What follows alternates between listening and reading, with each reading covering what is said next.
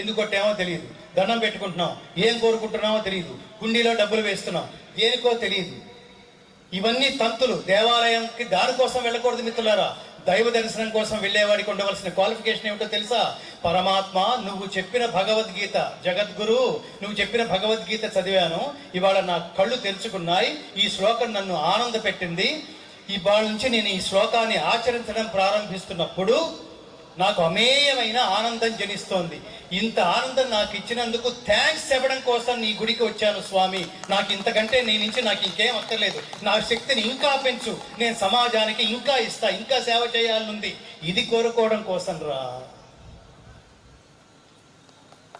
మా అమ్మాయి 10th class pass అయితే కుంటుకుంటూ వస్తా, దేక్కుంటూ వస్తా, పాక్కుంటూ వస్తా, గుండి చేయించుకుంటా. నా బొత్స నీ బొత్స ఎందుకు రా వాడికి? ఎందుకు వాడికి? ఏమని చెప్పాడు పరమాత్మ? నేను